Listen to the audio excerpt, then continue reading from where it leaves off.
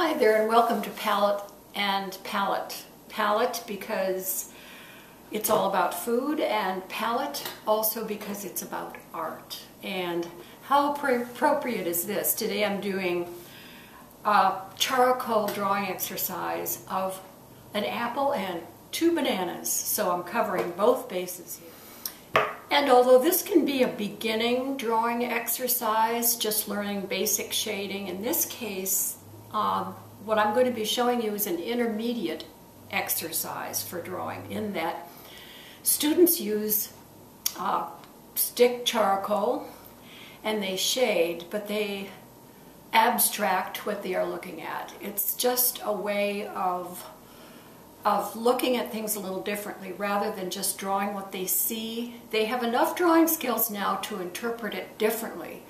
So many times the easily recognizable apples and bananas become abstract shapes, and the whole thing becomes a design instead of just a regular still life. Take a minute just to talk a little bit about the charcoal and the various other materials.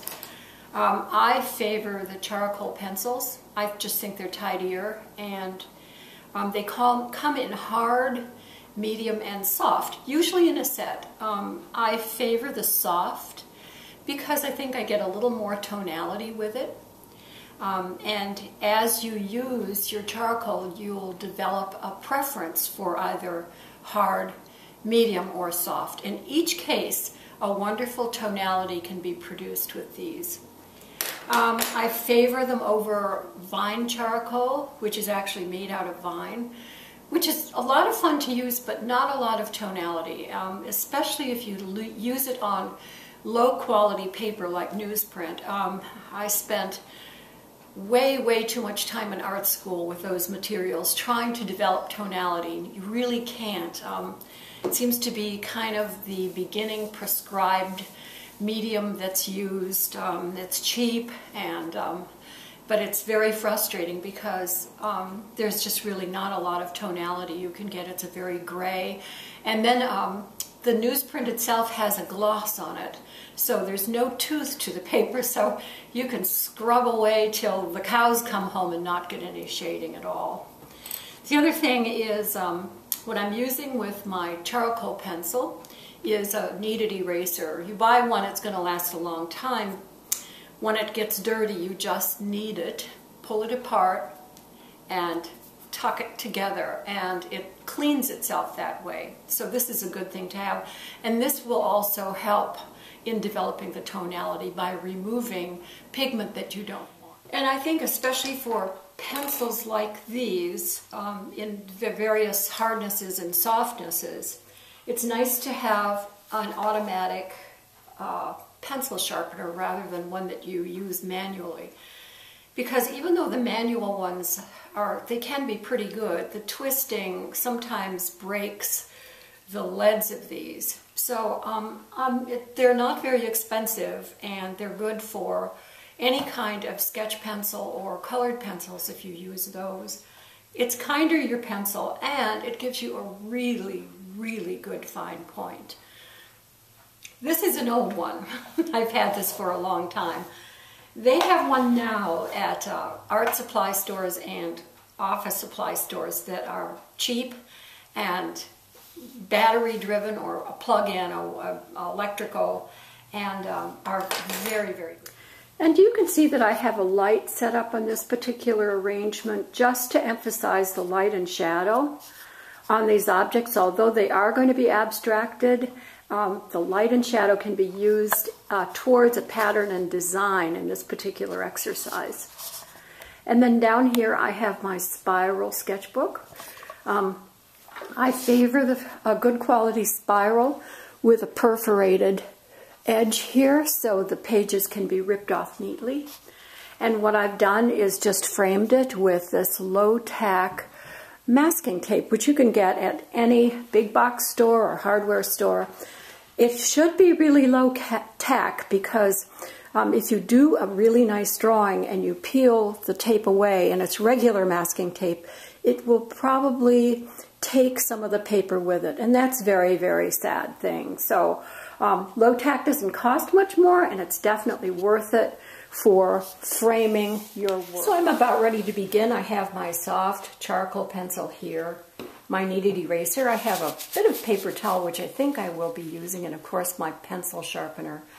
So I'm just going to start drawing this now. The shading that I'm going to be doing on this drawing is, I'm just going to smudge with my finger, which I'm very fond of doing. Some people think it's too messy, and they can buy something called a stump, which is just a little cylindrical cardboard that you can use for shading too, and it's tidier, although then you don't get that nice smudgy thing that for shading that some people favor, like I do. So right now I'm blocking out these shapes, and these are going to be like a reference for the development of a more abstract work, but I'm going to put it down accurately to begin with, and then work from there. And in this particular exercise, you usually set a little time limit on it.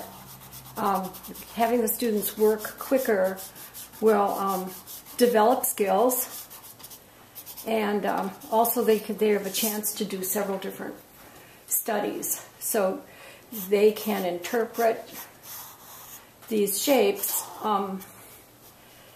in very many ways. I'm just blocking in the shadow right now.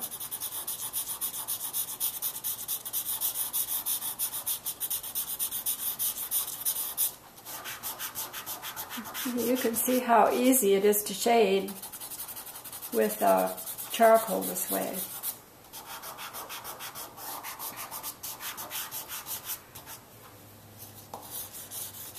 And of course there's a nice shadow down here I want to capture.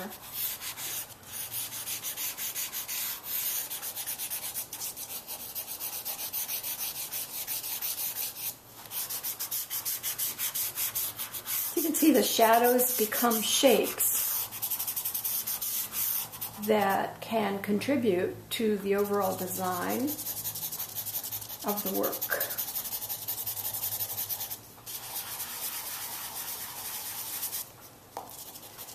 And depending on how much charcoal you put down, well, that's the kind of gray you get.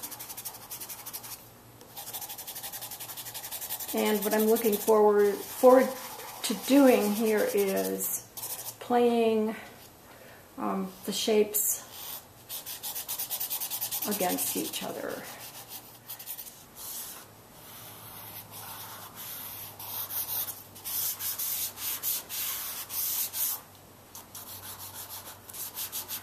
I'm going to emphasize this shape right here. I put in some background to emphasize the further edge of the plate.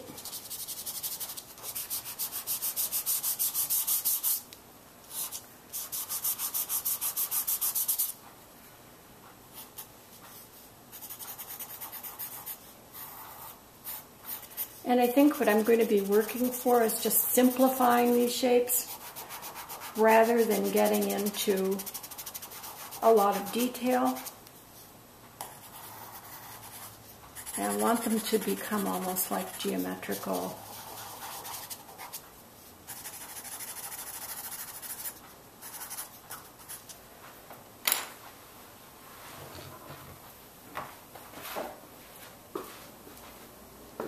I brought in a little more background.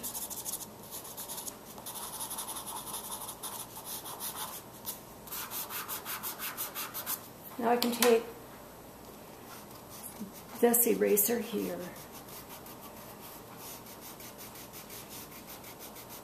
and take some of the shading away.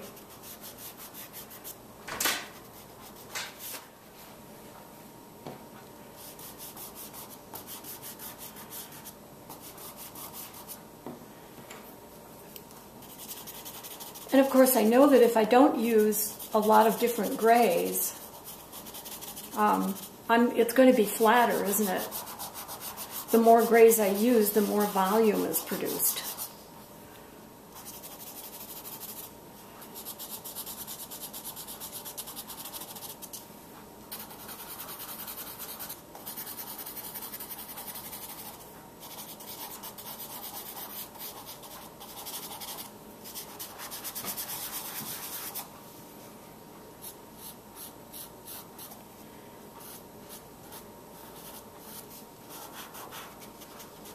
And you can see how easy it is to shade.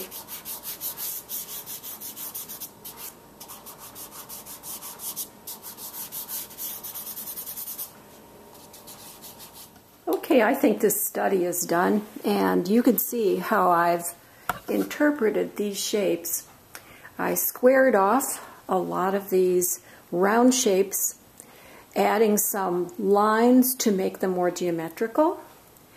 And I have kept the shading pretty much dark and light with not a whole lot of gray, so that what I end up with here interpreting the still life is a pattern of geometrical shapes that are illuminated in a very, very flat light. So was this a lot of fun? This is a lot of fun to work this way. I say go and get yourself some charcoal pencils, medium, hard, and soft, a kneaded eraser, a nice spiral-bound sketchbook. Set up any kind of objects. Doesn't have to be a still life. It can be books, cups, it can be a landscape. Do some quick sketches, simplify the shapes, and play with the light and shadow. Lots of fun.